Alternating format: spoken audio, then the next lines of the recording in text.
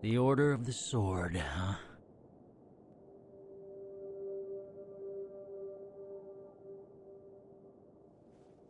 They worship a demon as a god.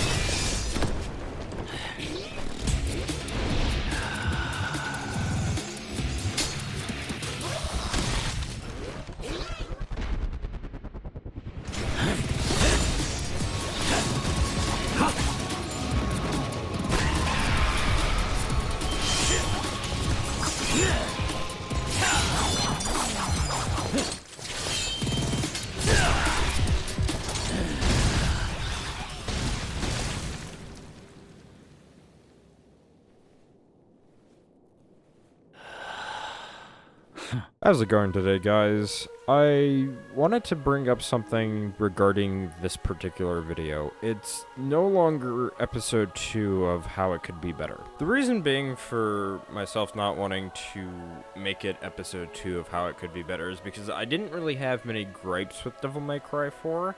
And most of what I was going to be talking about was just a lot of the concepts that they never used because of the fact that Devil May Cry 4 was a rushed product. To go along with that, I wanted to talk about potential improvements that could be made, as well as some ideas I had for the next Devil May Cry game. While I don't want to focus too much on the cut content, I will briefly talk about the concept art.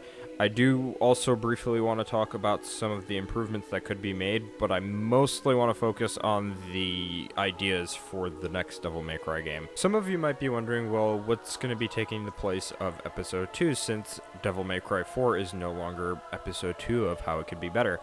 Well, originally I was going to have Resident Evil Operation Raccoon City as Episode 2 before some plans changed on that. So I think what would be best is if I went back to that and made that the official episode 2 rather than the Devil May Cry 4 video because of the shift in focus when making it. So that said, Devil May Cry 4 is no longer episode 2, it will be Resident Evil Operation Raccoon City. Now with that all said and done, let's transition over to the actual video. So first off, I want to talk about some of the cut content. As most of you might know already, Devil May Cry 4 was originally going to have 2 separate campaigns, one for Nero and one for Dante. Now prior to Capcom rushing Itsuno's team in the development of Devil May Cry 4, it seemed as though that both Dante and Nero were going to have vastly different campaigns, where Dante was going to be going down into hell. And based on this concept art here, it seems like it was going to be very snowy environments that were heavily involved with that. Now, to my understanding, Dante was supposed to be having his own enemy types and bosses to deal with, which would explain why in the actual game, a lot of the enemies seem to be geared more towards Nero's playstyle rather than Dante's. Speaking of Nero, to my understanding, what's in the official game is a heavily altered version of what Nero was supposed to be getting in the original Devil May Cry 4 prior to getting rushed. Anyways, I don't want to focus too much on this, so I'll cut to the chase. What worries me for the next Devil May Cry is that we'll be seeing something similar to what we saw with Devil May Cry 4, where 2 characters might share the same campaign. Now, this isn't exactly new for the Devil May Cry series, although Devil May Cry 4 is the first to have you switch to a different character mid-campaign. Essentially, what I'm trying to say is that I hope that the next Devil May Cry game does not make characters, at least Dante, Virgil, and Nero, share a campaign where they switch midway through. This is because I'd actually like to see the characters get their stories more expanded on and fleshed out, rather than having it be divided because of a mid-character switch during the campaign. And in Virgil's case, I don't think anyone's really arguing against him having a story in the next Devil May Cry game or within a side game featuring him exclusively. Since we were just talking about the story, I do want to transition to some of the concept art featuring Nero. Based on the concept art, it seems like Nero's arm was going to progressively grow within the story to the point where he would eventually get a full DT. Now, I'll get to Devil Trigger later on in the video, however, I do want to talk about Nero's arm progressively growing and how that could work for a story for Nero in the next Devil May Cry game. Now, before I begin talking about that, I do want to transition over to a clip of Ruben Langdon, the voice of Dante, talking about the next Devil May Cry. There's rumors that there could be a Devil May Cry 5. Oh! Within the same universe and characters that we have portrayed in the past. Now, assuming that what Ruben is saying is true, which I'm going to assume myself that it is most likely true, we don't know when Devil May Cry 5 is going to be taking place. We don't know how much time has passed since Devil May Cry 4, so we can only assume that either Nero has gained a lot of power, or in the next game he's going to be gaining more power. Which inevitably takes us back to this concept art here. I think it'd be best for the developers to go with the story that has Nero gaining more power to the point where he gains his full DT. Now, the reason why I think it would work for a story is because Nero isn't a half-demon, half-human hybrid like Dante and Virgil are. So because Nero's not even a half-demon, it would make sense for him to go through a much slower process to gain his full DT, whereas Dante and Virgil actually had to get stabbed by their own demonic swords. So it only makes sense for his arm to either grow or have various different physical changes as the story progresses. However, this leads me to ask a few questions. For example, if Nero were to get his full DT, would he be able to still have access to his phantom DT that he has in Devil May Cry 4? And if he can't access it, does that mean that he can reach an ascended state like Dante has in the past? However, if neither is the case, it leads me to ask if Nero even has the ability to fully control his full DT. So in regards to Nero and his DT, I think there are two possibilities that are likely. Now, the first possibility is that Nero will only have one DT form and it'll be his full possession DT form. However, the second possibility, and I think this one is a little bit more likely, is that Nero will have his phantom DT form, but when he goes into a quote-unquote ascended state, it'll actually just be his full DT form rather than an actual ascended state like Dante would have. And now, with all that potential for Nero out of the way, as well as the potential for a new Devil May Cry game featuring the classic characters, I do want to transition over to another topic regarding Devil Trigger, but it's not strictly focused on Nero. So a multi-tier Devil Trigger system isn't new to the Devil May Cry franchise, and I think our most recent experience with it has been with Devil May Cry 4 Special Edition, specifically with Virgil. Now, I know what most of you might be thinking. Our only real experience with a multi-tier system was with Devil May Cry 2 with the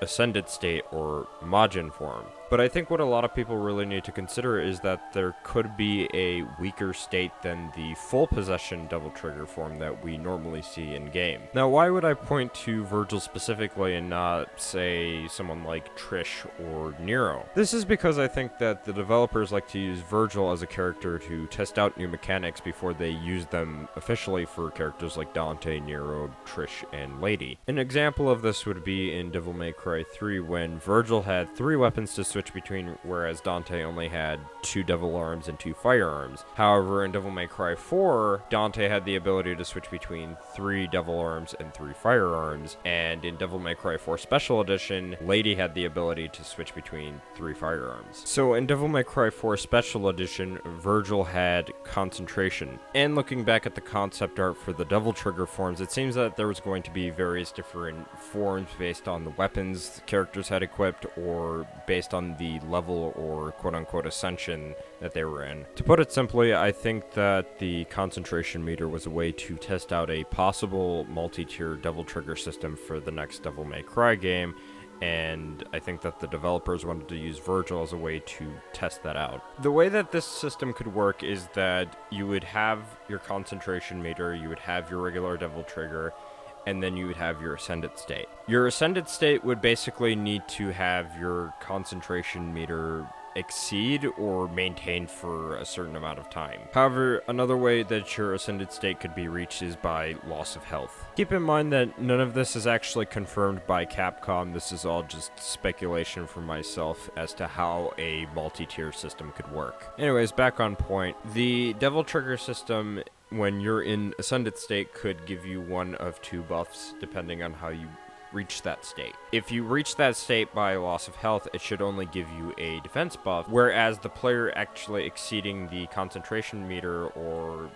having it maintained for X amount of time, they can get a speed, attack, and defensive buff, or even a character-specific buff along with that defensive buff. Those were just some ideas for how that multi-tier system could work, but I'd really like to hear what you guys think about that. Anyways, let's get through the last two topics that I wanted to discuss in this video. When it came to the balancing of Devil May Cry 4, I never really liked it, so to speak, despite Devil May Cry 4 being my second favorite game within the franchise because of the things that you can do within that game.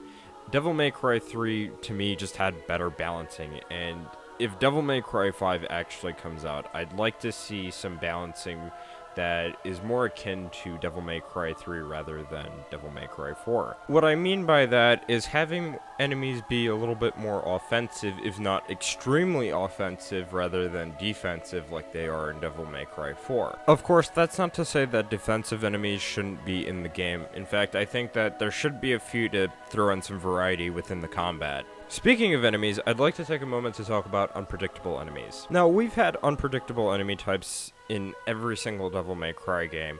However, I think that what would be best for the next Devil May Cry game is to not make an enemy type similar to Blitz. I think a perfect example of how to make a good unpredictable enemy type would be the Vanguards from Devil May Cry 3. What I like about the Vanguards in Devil May Cry 3 is that they'll parry the player and try to pull off counterattacks on them. Now, admittedly, the one thing that I do like about Blitz is that after giving it enough damage, it'll turn red and do more damage and become even more unpredictable than when it first spawns in. Ultimately, I'd really like to see the best aspects of the Vanguard and the Blitz put into one and used for the next unpredictable enemy type within Devil May Cry 5 or whatever the next Devil May Cry is going to be called. Now that that more subjective topic is out of the way, I do want to transition over to the final topic. The inclusion of Lady and Trish are nice for Devil May Cry 4. I don't think anybody's going to deny that. However, both characters are going to need a lot of work if they're going to be returning for the next Devil May Cry game. So first off, both characters need more moves.